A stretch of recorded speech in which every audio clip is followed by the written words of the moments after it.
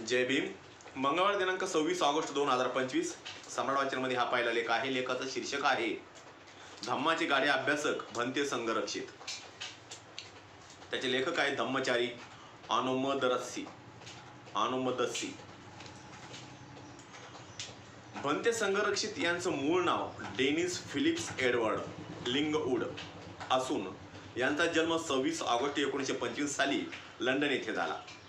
त्यांच्या 100व्या जन्मदिनानिमित्ताने त्यांना विनम्र अभिवादन.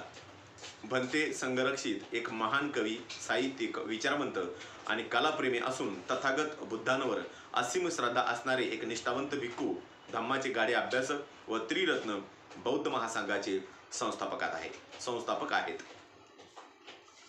ज्योतीने ज्योत पेटविली जाते, मात्र जीवनात प्रेरणा केवळ सिद्धांताने मिळत नाही, तर अनुभवाने प्रेरणा मिळते. भंते संघरक्षित यांचे जीवन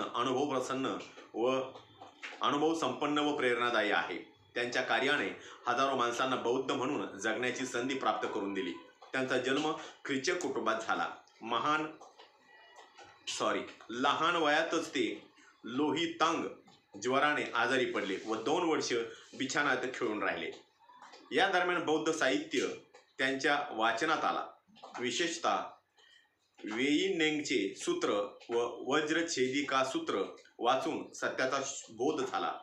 मन काय आहे हे कळले आणि सर्व धर्माचा स्वभाव शून्य आहे हेही या वयात त्यांना आकलन झाले आणि बौद्ध साहित्य वाचायला सुरुवात केली. आणि त्यांना अशी जाणीव आली की मी ख्रिश्चन नसून बौद्ध आहे. ही पुस्तके अनेक वेळा वाचल्याचा अनुभव त्यांना आला. त्यांचे मन बुद्ध धम्माकडे मोठ्या प्रमाणात आकर्षिले गेले. लंडन येथील महाबोधी सोसायटीच्या विहारात जाऊन भिक्खू युधितीला या थेरवादी भिक्खू कडून त्यांनी पंचशील घेतले. याच कालावधीमध्ये दुसरे महायुद्ध सुरू झाले. रॉयल सिग्नल कॉर्प्स सैन्य सेवेत ते भरती झाले. 1944 मध्ये वयाच्या 19व्या वर्षी भारतात आले. त्यांनी आपल्यासोबत अर्नॉल्डने लिहिलेले आशियाचा दिवा हे पुस्तक सोबत आणले. भारतभूमी ही शुष्क असल्यामुळे त्यांनी आपली बदली श्रीलंकेत करून घेतली. तिथे ते हिंदू आचार्य व अनेक जागतिक विद्वानांच्या सानिध्यात आले. रामकृष्ण मिशन यांच्या सानिध्यात राहून हिंदू धर्माचा अभ्यास केला, पण बुद्ध धम्माचा विसर पडला नाही. जागतिक कीर्तीचे विद्वान Surendradas Gupta, V P. Wadia, madame Blavatsky, Annie Besant यांच्या सानिध्यात राहून हिंदू धम्म व बुद्ध धम्माचा तुलनात्मक दृष्ट्या अनुभव आला. दुसरे महायुद्ध संपले आणि ब्रिटिश सरकारने आपापल्या सैन्यांना परत जाण्यास सांगितले. 15 ऑगस्ट 1947ला भारत स्वतंत्र झाला. ब्रिटिश सत्तेचा झेंडा खाली उतरला. डेनिसने निर्णय घेतला की मायदेशी परत न जाता येथेच राहून बुद्ध धम्मासाठी संपूर्ण जीवन समर्पित करावे. 18/8/1947 रोजी वयाच्या 22व्या वर्षी आपल्याजवळ असणारे कागदपत्र जाळून टाकली आणि ते म्हणतात की मी जीवनमुक्त झालो. मला कुठल्याही ओळखपत्राची आवश्यकता भासली नाही. डेनिसला वाटले की मी बुद्धाच्या विशाल समुद्रात उडी घेतली, ही महान त्यागी परिसीमा केली. त्यागाशिवाय पबजा होत नाही. बुद्ध धम्मामध्ये भिक्खू दीक्षा घेऊन बुद्ध धम्माचे कार्य करण्यासाठी परत ते श्रीलंकेला गेले. कागदपत्राविना त्यांना तिथे स्वीकारले नाही. दक्षिण भारतात 15 महिने राहून बुद्ध धम्माचा सखोल अभ्यास केला. उत्तर भारतात येऊन सारनाथला दीक्षा घ्यावी असे त्यांनी ठरवले. त्यांच्यासोबत त्यांचे हिंदू मित्र बॅनर्जी होते. दरम्यानच्या काळात भिक्खू जगदीश कश्यप यांना भेटले. जगदीश कश्यप हे त्यांचे पहिले गुरु आहेत. त्यांनी त्यांच्या सानिध्यात पाली साहित्य, अभिधम्म, संस्कृत आणि बौद्ध तत्वज्ञानाचा सखोल अभ्यास केला. वैशाखी पौर्णिमेच्या दिवशी 12 मे 1949ला कुशीनारा येथे चंद्रमणी यांच्याकडून श्रामणेरची दीक्षा घेतली आणि 28 नोव्हेंबर 1950ला सारनाथ येथे रंगूनचे थेरवादी भिक्खू यांच्याकडून उपसंपदा घेतली. आणि डेनिस आता भिक्खू संघरक्षित झाले आणि त्यांचे मित्र बॅनर्जी हे धर्मरक्षित झाले. जगदीश कश्यपाच्या सांगण्यावरून भिक्खू संघरक्षित 14 वर्ष कॅलिंगपॉंगमध्ये राहून बुद्ध धम्माचा प्रचार आणि प्रसाराचे महान कार्य केले. स्टेपिंग स्टोन नावाचे मासिक काढून जागतिक स्तरावर बुद्ध विद्वान म्हणून कीर्ती मिळवली. कॅलिंगपॉंगमध्ये राहूनच महान तांत्रिक गुरु यांच्याकडून बोधिसत्वाचा साधना घेतल्या. अनेक काव्यांची निर्मिती केली. महाबोधी सोसायटीमध्ये पाक्षिकाचे संपादक म्हणून कार्य करू लागले। याच पाक्षिकामध्ये डॉक्टर बाबासाहेब आंबेडकरांच्या बुद्ध धम्माचे भवितव्य हा लेख छापला गेला। ते वाचून त्यांच्यावर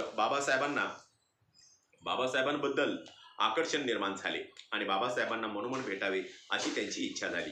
त्यांनी बाबासाहेबांच्या 3 भेटी घेतल्या। महाबोधी पाक्षिकाचे संपादक असताना अनागरिक धम्मपाल यांच्या जीवन कार्यावर अंधारामध्ये प्रकाश नावाचे पुस्तक लिहिले।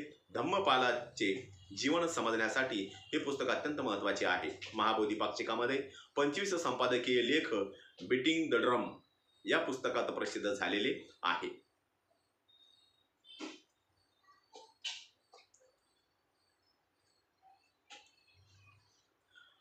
यामधल्या एका लेखामध्ये विनोबा भावे यांच्याबद्दल एक माहिती दिलेली आहे। विनोबा भावे सर्वोदय चळवळीचे प्रणेते असून बुद्धगया येथे त्यांची 1954ला एक परिषद बोलावली। त्यामध्ये काँग्रेसचे मोठे नेते होते। विनोबा भावे यांनी असा ठराव आणला की बुद्धगया येथील महाबोधी विहार समन्वय मंदिर म्हणून त्या सर्वोदय चळवळीकडे सुपूर्द करावे। या ठरावाला भन्ते संरक्षितांनी आपल्या संपादकीय लेखामध्ये कडाडून विरोध केला आणि जगाला आव्हान केले की जिथे बुद्धाला बुद्धत्व प्राप्त झाले ती जागा जे विहार हडपण्याचे सुरू आहे, म्हणून जगाने याची दखल घ्यावी अशी त्यांनी सांगितले। जगाने दखल घेतली व तो ठराव बारगळला। तसेच 1958 मध्ये टुलू स्टेटेड विकली मध्ये एक लेख लिहिला की ही काय गुंडगिरी आहे। अशा प्रकारचा लेख लिहून कार्ले लेणीवर होत असलेल्या बौद्ध संस्कृतीवर होत असलेल्या आक्रमणाबद्दल चिंता व्यक्त केली। नागार्जुन कोंडा लेणीबद्दल ही 1955 साली विशाखापट्टणम येथे एक ठराव करून असे स्पष्ट केले की प्राचीन बौद्धांचा ठेवा नष्ट केला जात आहे। पूर्णपणे बौद्धांच्या संवेदनांना दुर्लक्ष केले जात आहे। हा मोठा धोका आहे असा ठराव पास करून बौद्ध जगताला आव्हान केले आणि यावर एक अतिशय महान व सुंदर काव्य लिहिले। संस्कृतीने अश्रू ढाळले, नम्रपणे विनंती केली। पावित्र्याचा विध्वंस झाला। नक्षीकाम केलेले, कलेचे सौंदर्य पणाला लावलेले सर्व खांब नष्ट झाले। तिचे स्वतःचे असे काही अस्तित्व राहिले नाही। केवळ आक्रोश आणि आक्रोश। नागार्जुन कोंडा नष्ट झाला। बौद्ध संस्कृतीविषयीची जी तळमळ आहे ती इथे पाहायला मिळते। बौद्ध संस्कृतीचे विकृतीकरण होऊ नये म्हणून भन्ते सेन्सरशिपची भूमिका बजावतात। जसे राज कपूरचा सिनेमा आनंद याला स्क्रीन लिहिण्यासाठी भन्तेला विनंती करण्यात आली। प्रत्यक्ष शूटिंगच्या वेळेस आनंद प्रसंग यात असू नये, कारण आनंद हे प्रेमाच पडणारी व्यक्ती नाही। जग त्याला स्वीकारणार नाही, कारण आनंदाची उल्लेख स्त्रियांचा कैवारी म्हणून आहे। 1956 नागपूर मुक्कामी बाबासाहेबांनी धर्मांतर केले याबद्दल भन्ते म्हणतात, बाबासाहेब आंबेडकरांच्या धर्मांतराने माझे डोळे उघडले, कारण बाबासाहेबांच्या धर्मांतराला एक सामाजिक आशय आहे। धम्म हा सामाजिक आहे। समाजाचं उत्थान उरणे हे धम्माचा उद्देश आहे। भारत बौद्धमय करणे हे धर्मांतराचा उद्देश असून नवीन धम्मसेवक निर्माण करणे संघाचा उद्देश आहे। म्हणून संरक्षितांनी बाबासाहेबांच्या या भारत बौद्धमय करण्याच्या विचाराला पुढे घेऊन जाण्यासाठी त्रिरत्न बौद्ध महासंघाची 1968 साली निर्मिती केली। भारतामध्ये 1978ला त्रैलोक्य बौद्ध महासंघाची निर्मिती केली। वर्तमानातला त्रिरत्न बौद्ध महासंघाचा उद्देश नवीन मनुष्य घडवणे, व्यक्ती विकास करणे व संपूर्ण मानवी परिवर्तनाची प्रक्रिया राबवणे, दसशील आचरण करून व्यक्ती संघाचा सभासद होतो। आज मितीश त्रिरत्न बौद्ध महासंघाचे 40 केंद्र असून या केंद्राद्वारे व्यक्तिविकास, ध्यान साधना, कल्याण मित्रता, सहचार्य, समन्वय, धम्म अभ्यास, शिबिरे, सम्यक आजीविका, प्रशिक्षण केंद्रे यांच्या माध्यमातून धम्म प्रचार आणि प्रसाराचे कार्य जगातील 52 राष्ट्रांमध्ये सुरू आहे। हे वर्ष भन्ते संरक्षितांचे शतक महोत्सव म्हणून साजरे करण्यात येत आहे। संघाचे 40 वर्षापासून धम्माचा प्रचार प्रसार करणारे बुद्ध यान मासिक असून त्रिरत्न ग्रंथमालेच्या माध्यमातून बुद्ध धम्मावरची पुस्तके प्रकाशित करून लोकांना धम्माबद्दल माहिती देण्याचे कार्य अव्याहतपणे सुरू आहे। भन्ते संरक्षितांचे जवळपास 80 पुस्तके प्रकाशित झाली असून समग्र साहित्याच्या माध्यमातून 28 खंडांची निर्मिती करण्यात आली आहे। भन्त्यांच्या सर्व लिखाणाचा समावेश यामध्ये करण्यात आला असून 2000 काव्यांचा काव्यसंग्रहही प्रकाशित आहे। अशा या महान गुरूंना 100व्या जयंतीनिमित्त भावपूर्ण श्रद्धांजली। माझ्या मोरे परिवारातर्फे भन्ते संरक्षित यांना भावपूर्ण श्रद्धांजली अर्पण करतो। जय भीम, जय बुद्ध, जय बुद्धभूमी।